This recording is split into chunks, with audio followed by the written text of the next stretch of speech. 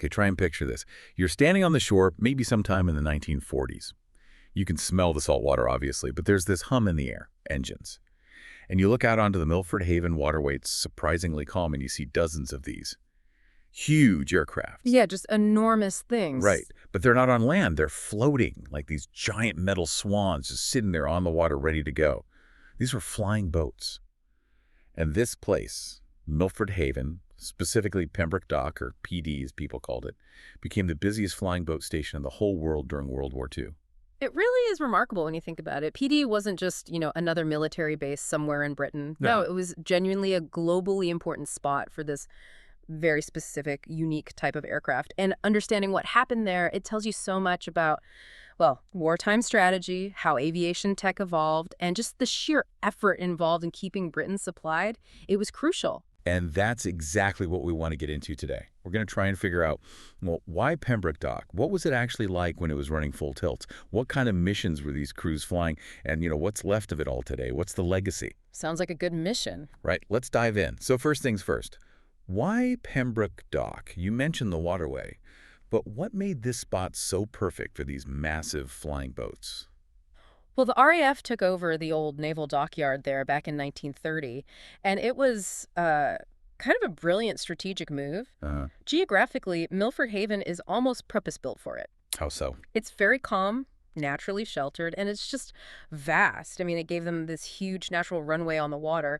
But location-wise, it was also perfectly placed, right on the far western edge of Britain.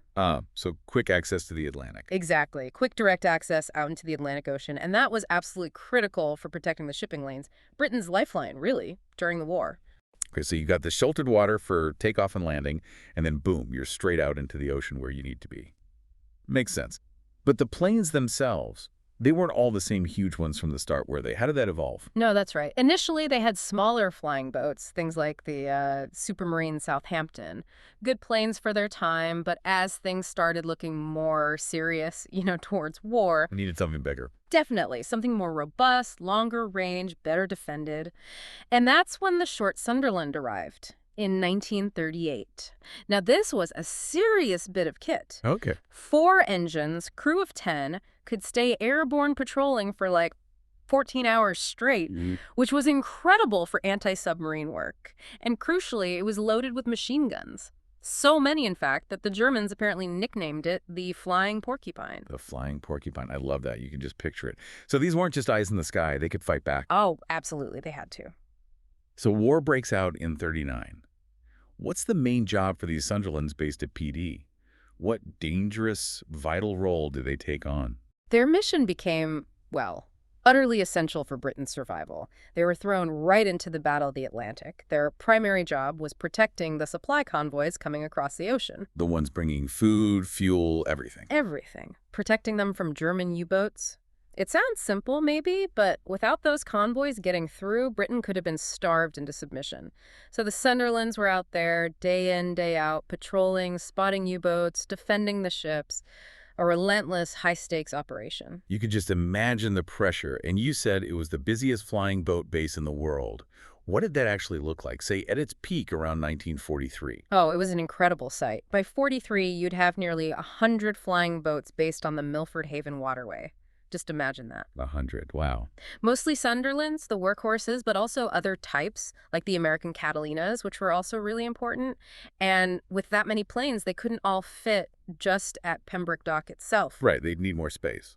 Exactly. So they had moorings spread out, Pembroke Dock, sure, but also across an Angle Bay and even further upriver near Loreni. That last one was a bit quieter, used more for training. The whole waterway was just humming with activity. And who was running all this? You mentioned the RAF took over, but who are the people on the ground in the air? Well, thousands of RAF personnel were involved. At the peak, you're talking about maybe 1,000 RAF servicemen just based in Pembroke Dock, plus all the ground crews, the maintenance teams, admin staff, civilian support.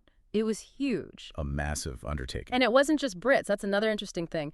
PD became this real international hub. You had Allied airmen from Australia, Canada, the Netherlands, Poland, the U.S., all operating from there.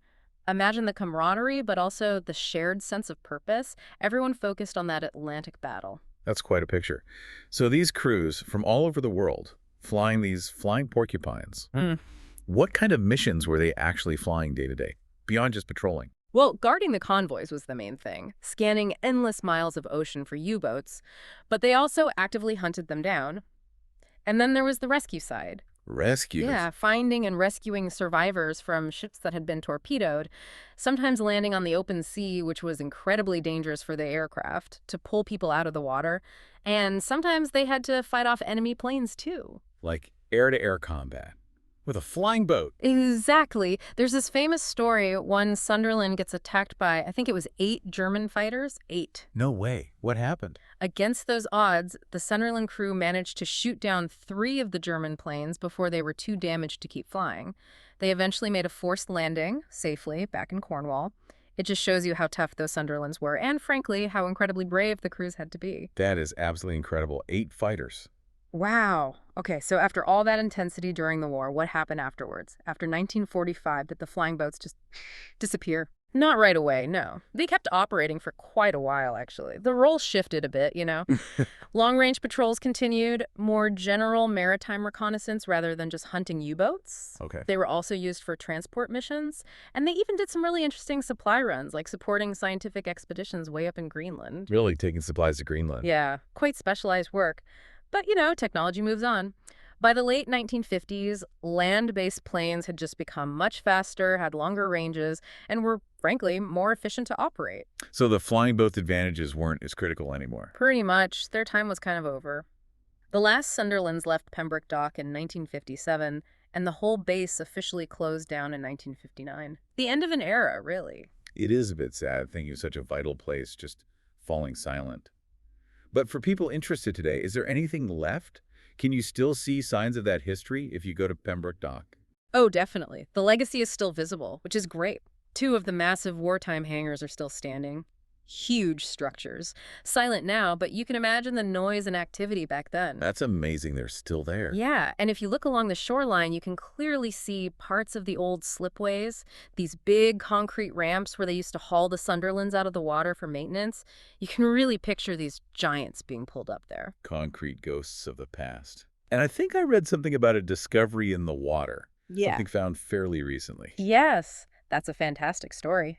Back in 2010, divers found the wreck of a Sunderland designation T9044.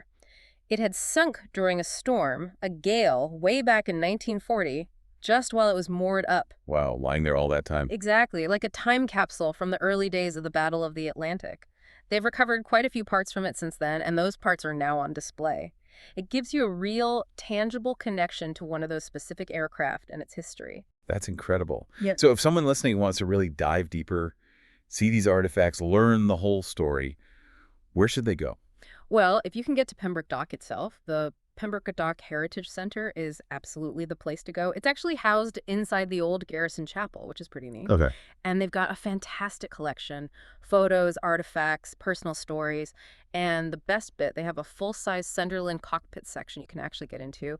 Really gives you a sense of the scale and what it was like for the crew. That sounds brilliant. It really is. And if you want to see a whole, complete Sunderland, well, one of the very few left is beautifully preserved at the RAF Museum up in Hendon, London. Seeing one in person is just awe-inspiring. They are huge. Definitely worth seeing. Okay, before we wrap up, let's touch on some of those maybe surprising little-known facts, the kind of details that really bring this history to life. Yeah, there are some great ones. First, just to underline it again, at its peak, PD had more flying boats than anywhere else in the world. Think about that concentration of air power, floating air power. Mind-boggling, really. Right, and here's one I love. The Sunderlands carried survival packs, obviously, but these packs included a folding canoe. A folding canoe? Seriously? Yep, for rescuing shipwrecked sailors. It just speaks volumes about, the dual-role war machine, but also lifesavers. They were really equipped for rescue. That's amazing. What else? Well, a slightly lighter one. In the 1950s, during one of those Greenland trips I mentioned, one squadron apparently adopted a husky puppy. No. Yes, and brought it all the way back to Pembrokeshire to be their squadron mascot. A flying boat husky. That's brilliant. And finally, just to emphasize the risks again, crews sometimes landed these huge planes on the open, rough sea to pick up survivors. A massively risky thing to do, could easily wreck the aircraft, but they did it. The priority was saving lives. Incredible bravery. It really paints a picture of not just the machines, but the extraordinary people operating them. So for almost 30 years, these flying boats from Pembroke Dock were just fundamental to Britain's defense, weren't they? Yeah. Saving lives, guarding those crucial supply lines across the Atlantic.